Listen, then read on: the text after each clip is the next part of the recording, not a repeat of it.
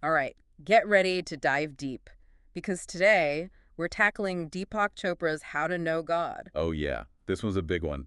It's a bit of a wild ride blending science and religion and personal stories. It really tries to unpack those huge EE questions, like what is reality? What are miracles? What's the power of belief? And to get there, well, Chopra pulls from all over the place. We've got science, religion, personal anecdotes.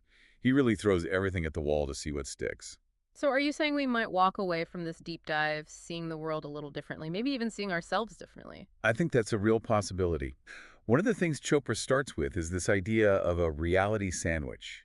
It's a way to visualize the different layers of existence. A reality sandwich. Okay, you've got my attention. What exactly are we layering in this sandwich? All right, picture this. The bottom slice of bread, that's what Chopra calls material reality. So the stuff we can see and touch, our phones, the chairs we're sitting on, that sort of thing. Exactly. Now, the middle layer, the filling of our sandwich, that's the quantum domain. Okay, so we're going deeper than just the physical stuff now, getting a little more mysterious. Way more mysterious. This is the realm of energy and information, the very building blocks of our reality. Think quantum physics and all those mind-bending concepts. All right, so where does the top slice of bread come in? We need to finish the sandwich. The top slice. That's the virtual domain. This is where things get really interesting. Think pure consciousness, spirit, if you will. It's where Chopra suggests the ultimate source of creation hangs out. Wow, so our everyday reality is literally sandwiched between the tangible and the spiritual, but how do our brains fit into all of this? Our physical brains? That's where it gets really fascinating. See, Chopra argues that how we understand God, it's actually tied to how our brains evolved. Hold on, are you saying that our brains, as they developed, changed how we see the divine? Exactly. He lays out 7 distinct brain responses. Each one is linked to a specific stage of spiritual development. So like leveling up in a video game. As our brains evolve, we unlock new levels of understanding about God. I like that analogy. Think about the fight or flight response.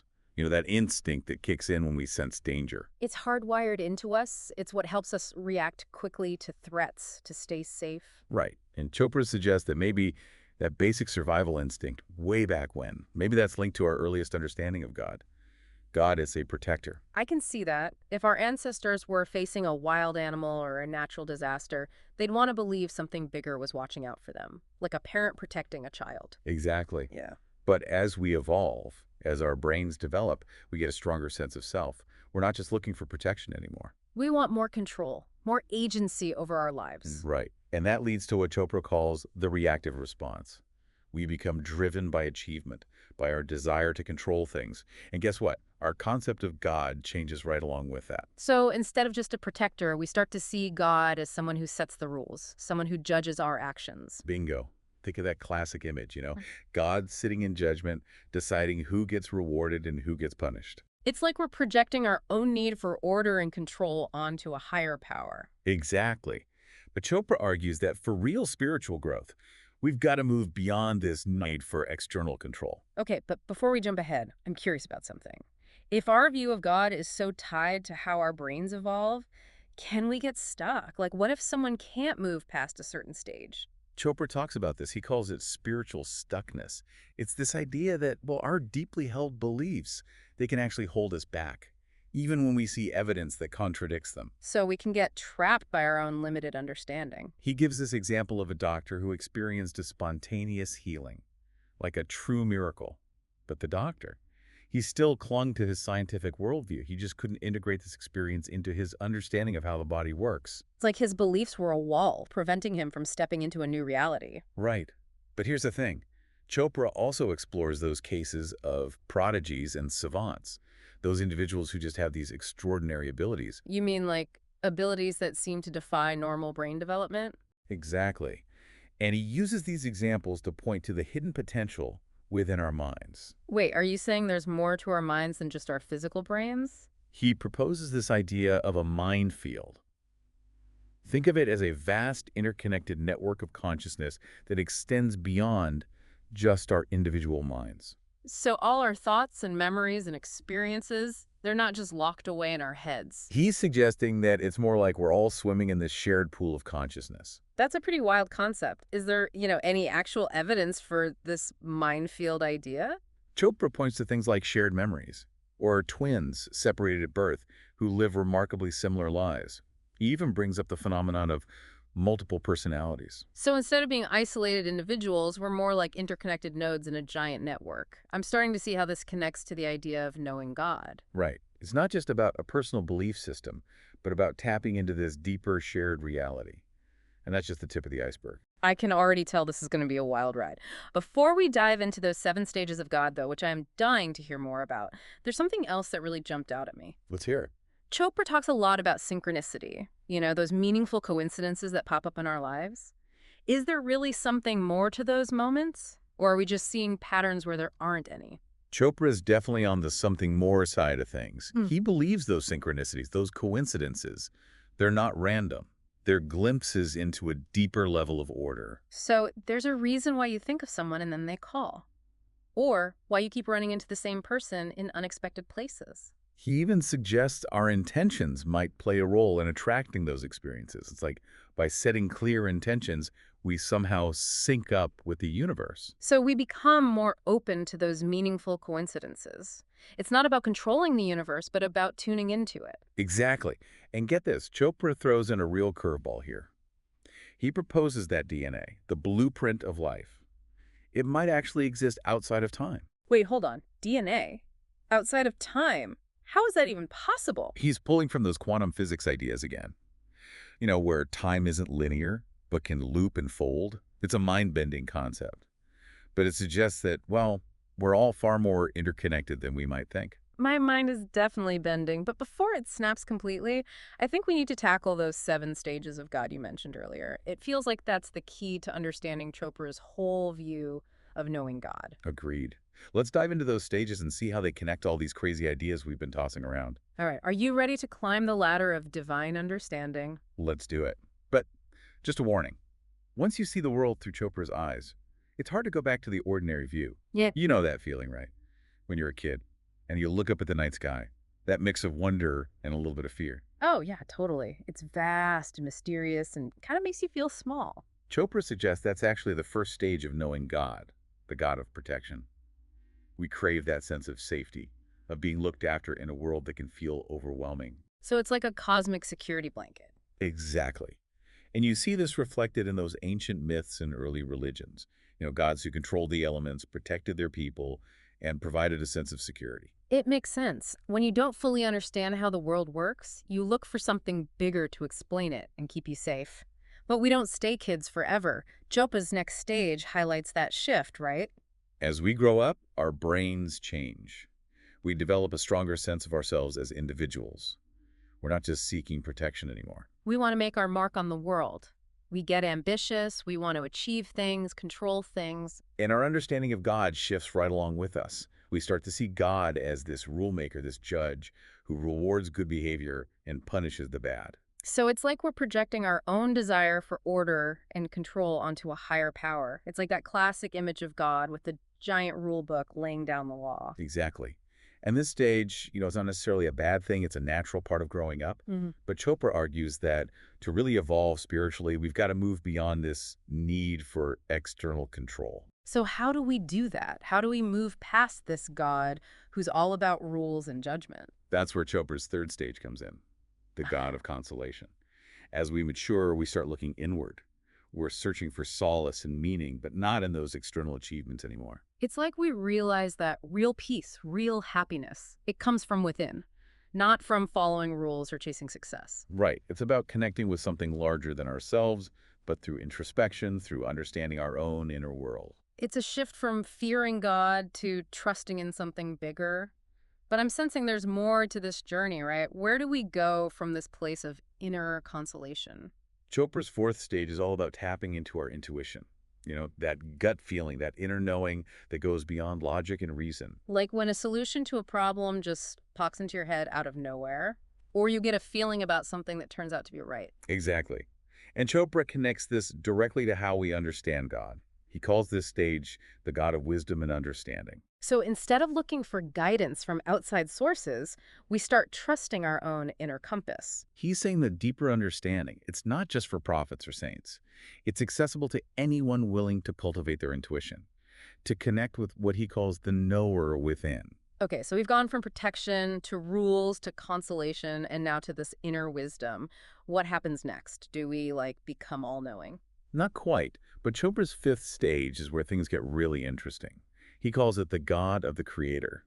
And this is where he dives into the power of intention. Ah, yes, the power of intention. Everyone's talking about it these days, Yeah. but it's often presented so simplistically, like just set an intention and poof, your dream life magically appears. Chopra goes deeper than that. He's suggesting that when we align our intentions with our deepest values and with the creative flow of the universe, we tap into a powerful force. So it's not just wishful thinking, it's about aligning our desires with a greater purpose. Exactly. He Hmm. makes a distinction between intentions that come from our ego, those selfish desires for personal gain, and intentions that come from our spirit, the ones rooted in love, in compassion, in contributing to something bigger. Okay, but how do we know which is which? How can we tell if an intention is coming from our ego or from our spirit? That's where discernment comes in.